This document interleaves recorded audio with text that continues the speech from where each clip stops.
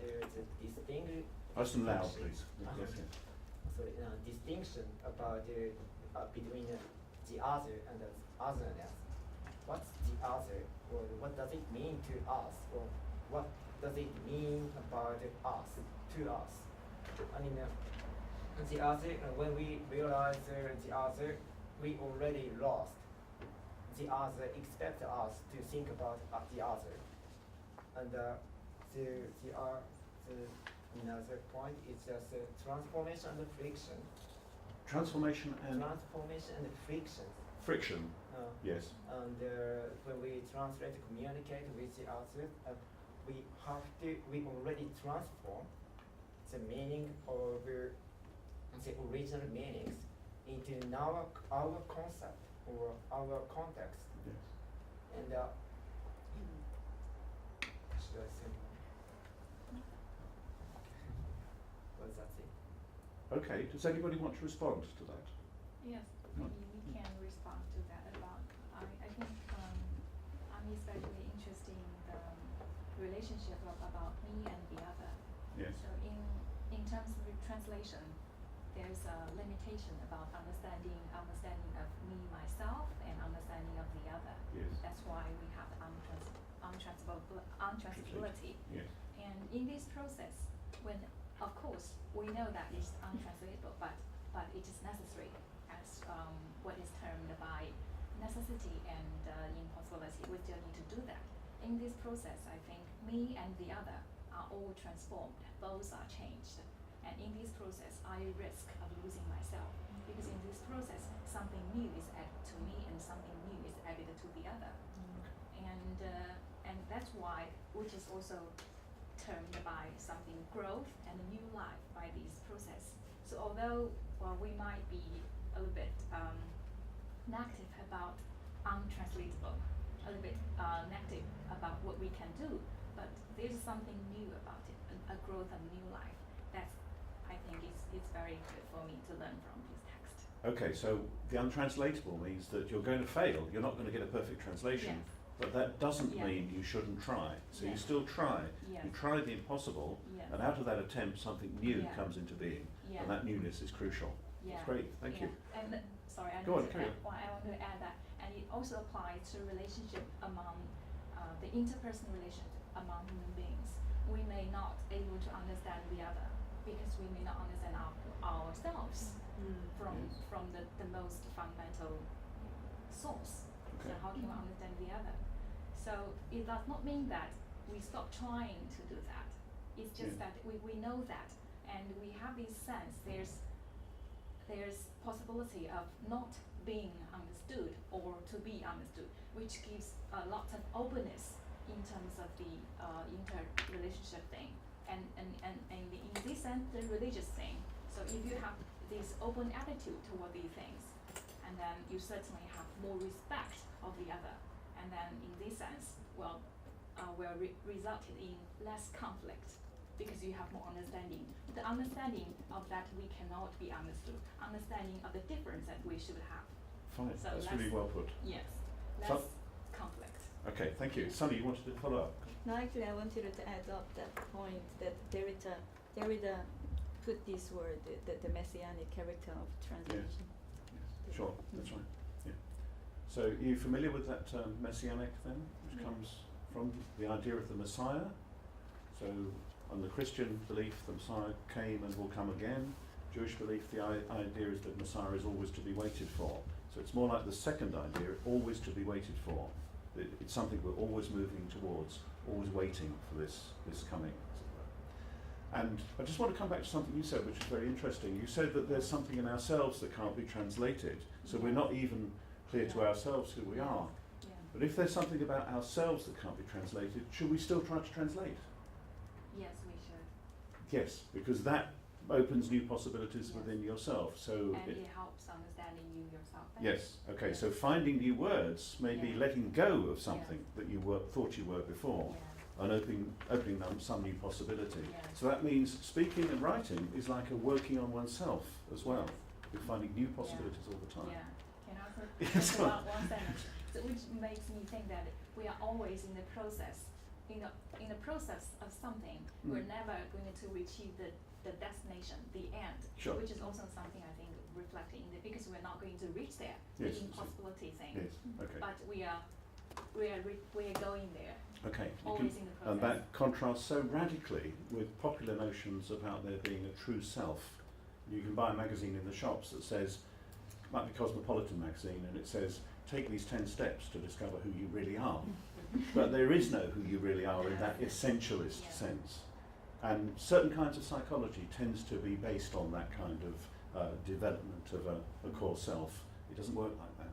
Okay, that's great. Thank you very much. Do you want to say something from your group? So we are talking about how can encounter could happen towards the other than the big O. And we are talking about if minority allowed to speak in their own language, this is what Habermas says in this, but it's difficult for us to understand what they are saying. So what kind of encounter could happen? I was talking about. Okay, so that's what Lovisa Bergdahl is asking for. And you can't imagine what she means if she rejects what Habermas says. Is that right? Yeah. Would anybody like to say? Go on. Go on. Go on, please do, if you'd like to. Can you Oh, okay, so it's going to say, Yeah. oh, right. I haven't discussed that point yet. Yeah. So this is my opinion. But in this paper, Bergdahl said in ideas of Habermas, we can come to a higher level of language by discussing in their own language. In the liberalism, religious people are required to speak themselves in the general language or common language. But Habermas said it is a condition of our formation or translation that we express ourselves in our religious language in the public place. And this makes us to go to the higher level of general language. But the author criticized that point because this presupposes the idea that we can translate ourselves, everything. We can translate, we have something essential in ourselves and translate them all fully into the universal or general language. And her point is we are changing, we have no stable essence in ourselves, and we are changing, and the translation or expressing ourselves with someone is the condition of our formation, and that is translation. Okay, so there's a translation at the heart of our becoming, and that becoming takes place especially in expressing ourselves to someone else.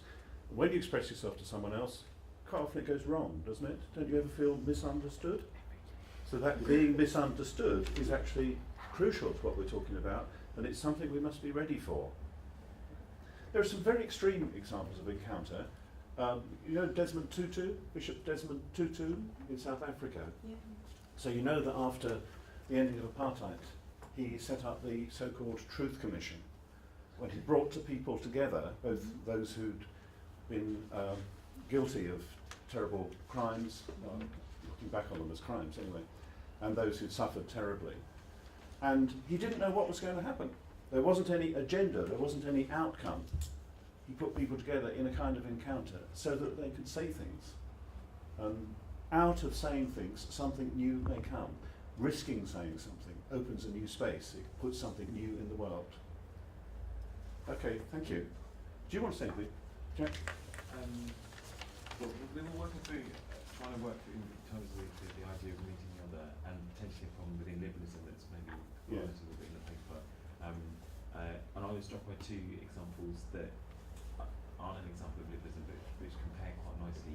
And one would be when someone might say you can't have solidarity with the poor unless you go and live with the poor, and that is that you get rid of your money and the masters of your life and you go and live amongst them.